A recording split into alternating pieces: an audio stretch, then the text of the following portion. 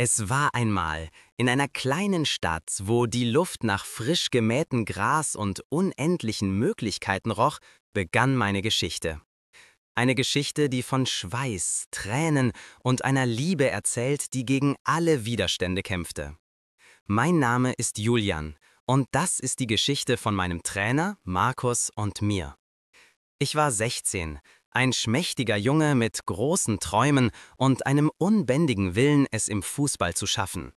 Markus war der Trainer der Jugendmannschaft, ein Mann von imposanter Statur, mit einem Blick, der sowohl Strenge als auch Wärme ausstrahlte. Seine Worte hatten Gewicht, seine Anweisungen waren klar und präzise. Er war eine Legende in unserer kleinen Stadt, ein ehemaliger Profi, der seine Karriere verletzungsbedingt beenden musste. Ich erinnere mich noch genau an den Tag, als ich ihn das erste Mal sah.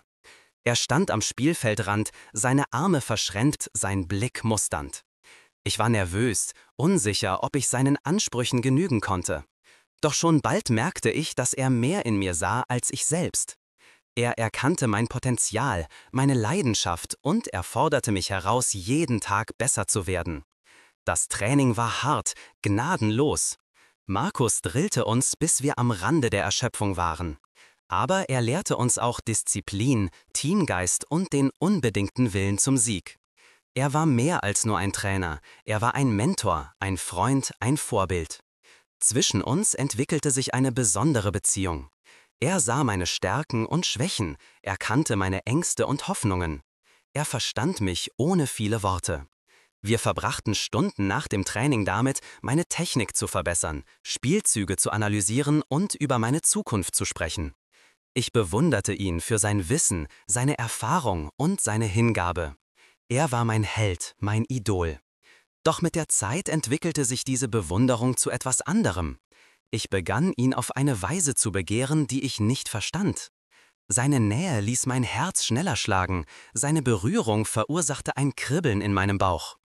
Ich war verwirrt, verängstigt. Ich hatte noch nie solche Gefühle für einen Mann gehabt. Ich wusste nicht, wie ich damit umgehen sollte. Ich versuchte, meine Gefühle zu unterdrücken, sie zu ignorieren, aber es gelang mir nicht. Sie waren zu stark, zu überwältigend. Eines Abends, nach einem besonders harten Training, bot Markus mir an, mich nach Hause zu fahren. Wir saßen schweigend im Auto, die Luft knisterte vor unausgesprochenen Gefühlen.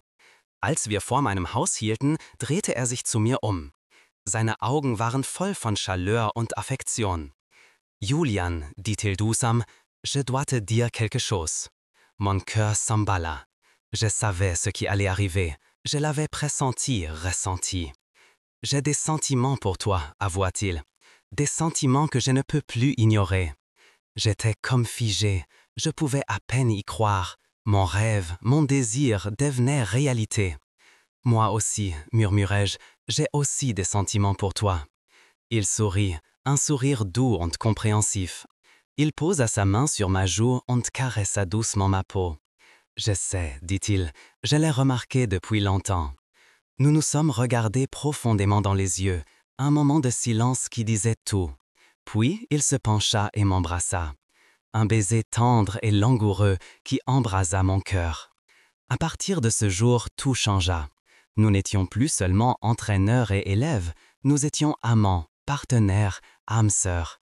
Notre relation n'était pas simple, nous devions la garder secrète aux yeux du monde. Nous vivions dans une petite ville où les opinions étaient étroites et les préjugés profondément enracinés. Une relation homosexuelle était un tabou aux yeux de beaucoup.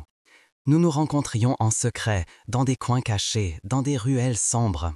Nous risquions beaucoup, juste pour passer quelques précieux moments ensemble. Mais nous étions prêts à prendre ce risque. Notre amour était plus fort que toute peur, plus fort que tout doute. Markus était mon roc. Il me donnait force, courage et confiance. Il m'a appris à m'assumer, à accepter mes sentiments et à me battre pour mon amour. Je suis devenu un meilleur footballeur, un meilleur homme. J'ai appris à surmonter mes peurs, à poursuivre mes objectifs et à croire en moi. Markus était mon mentor, mon amant, mon héros. Mais notre bonheur n'a pas duré. Notre relation a été découverte. Les rumeurs se sont répandues comme une traînée de poudre dans la ville. Les gens chuchotaient, critiquaient et nous condamnaient. Marcos a été suspendu de l'association. Sa carrière était ruinée. J'ai été évité par mes coéquipiers, condamné par mes parents. Nous étions anéantis. Nous avions tout perdu. Mais nous nous avions l'un l'autre. Et c'était tout ce qui comptait. Nous avions décidé de quitter la ville, de prendre un nouveau départ. Nous avons déménagé dans une grande ville où nous pouvions vivre anonymement, sans crainte de jugement et d'exclusion. Il était difficile de tout laisser derrière nous, mais nous savions que c'était la bonne décision. Nous avions besoin d'un nouvel environnement, d'une nouvelle chance de vivre notre amour. Dans la grande ville, nous avons trouvé un nouveau foyer, de nouveaux amis et de nouvelles opportunités. Marcos a trouvé un emploi de coach sportif, où j'ai continué ma carrière de footballeur. Nous étions heureux, libres et insouciants. Nous pouvions enfin vivre notre amour ouvertement, sans craindre le regard des autres. Notre histoire est une histoire de courage, d'amour et d'acceptation. Une histoire qui montre que l'amour n'a qu'une frontière, pas de genre et pas de préjugés. Marcos était mon entraîneur, j'étais son élève. Mais avant tout, nous étions des amants. Et notre amour continuera à vivre à jamais dans mon cœur. Il a fait de moi la personne que je suis aujourd'hui.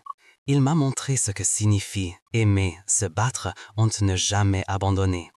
Et ainsi se termine mon histoire, avec un sourire sur le visage et une sensation chaleureuse dans le cœur. Car je sais que notre amour durera éternellement, quoi qu'il arrive. C'est le cadeau le plus précieux que j'ai jamais reçu. Et pour cela, je suis infiniment reconnaissant.